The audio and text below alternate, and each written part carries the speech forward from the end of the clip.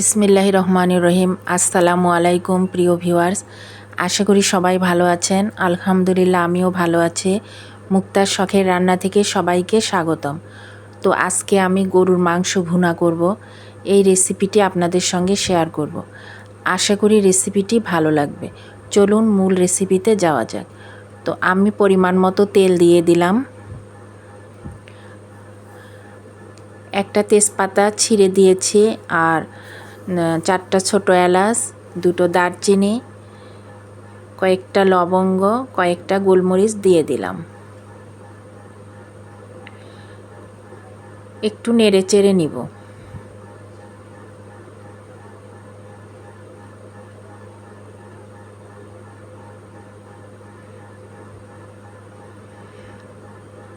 এবার পেঁয়াজ কুচি দিয়ে দিলাম।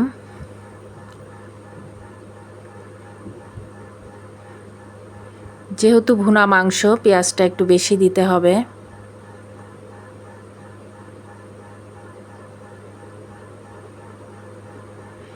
তো একটু নেড়ে চেড়ে নিব। পেঁয়াজটা সিদ্ধ হওয়া পর্যন্ত অপেক্ষা করব।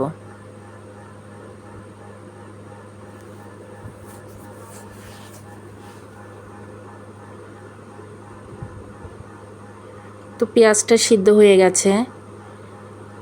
এখন 1 চামচ আদা বাটা আর 1 টেবিল চামচ রসুন বাটা দিয়ে দিব। দিয়ে এটা ভালো করে মিশিয়ে নিব। এখন সামান্য পানি দিয়ে আদা রসুন ভালো করে কষিয়ে নিব।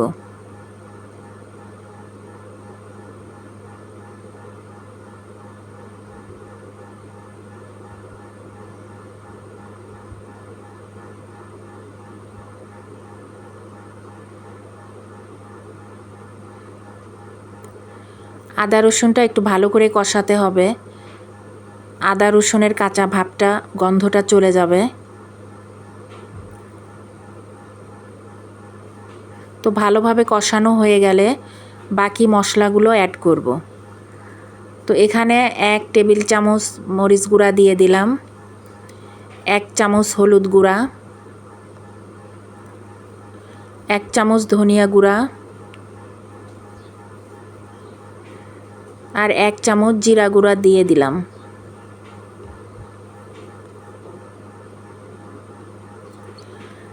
দিয়ে এটা ভালো করে মিশিয়ে নিব। তো ভালো করে নেড়ে চেড়ে কষাতে থাকব। এটা সময় নিয়ে বেশ কিছুক্ষণ কষাবো। যত কষানো যাবে মাংসটা খেতে ততটা মজা লাগবে। তো পরিমাণ মতো লবণ দিয়ে দিব।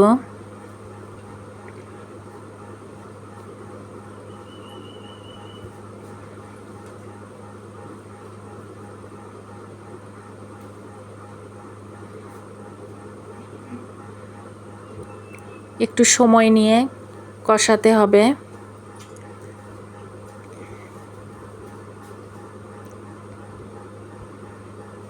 তো কষানো হয়ে গেছে, এখন মাংস দিয়ে দিব।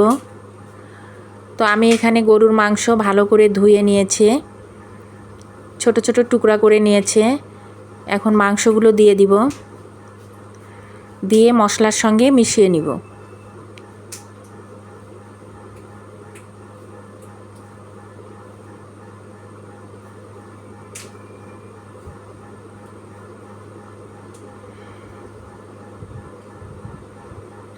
এখন ঢেকে দিব।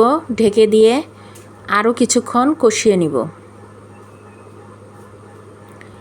20 মিনিট পরে ফিরে এলাম।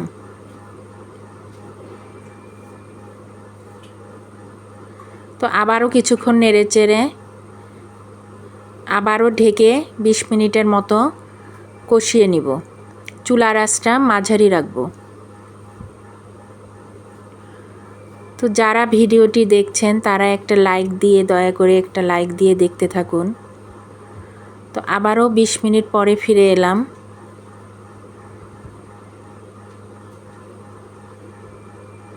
তো আবারও নেড়ে চেড়ে ভালো করে কষিয়ে নিব।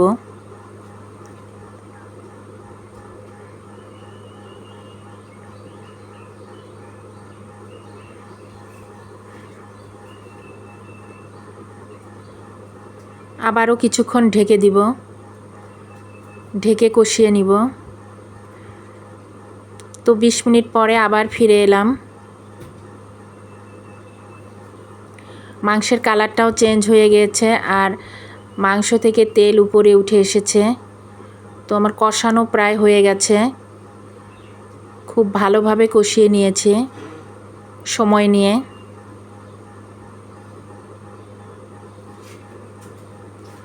তো এখন মাংস সিদ্ধ হওয়ার জন্য পরিমাণ মতো পানি দিয়ে দিব।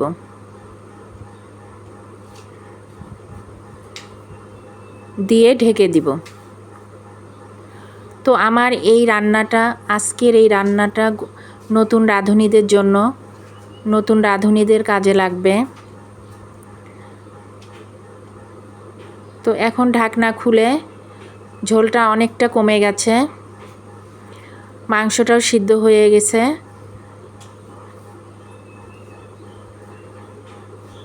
তো মাংসটা প্রায় ভুনা ভুনা হয়ে গেছে। এখন কিছু আস্ত কাঁচামরিচ দিয়ে দিব। এটাতে সুন্দর একটা ফ্লেভার আসবে।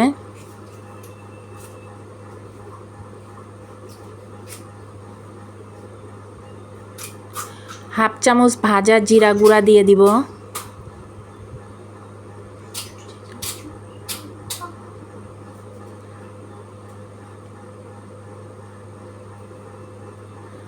এটাতেও সুন্দর একটা ফ্লেভার আসবে। আর হাফ চামচ গরম মশলা গুঁড়া দিয়ে দিব।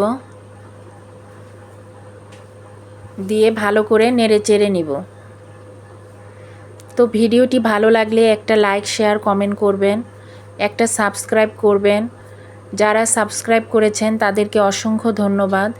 আর যারা এখনও সাবস্ক্রাইব করেননি তারা একটা সাবস্ক্রাইব করে পাশে থাকবেন। তো হয়ে গেল আমার গরুর মাংস ভুনা। দেখুন কত সুন্দর কালার হয়েছে, আর দেখতে যতটা সুন্দর হয়েছে খেতেও মজা হয়েছে।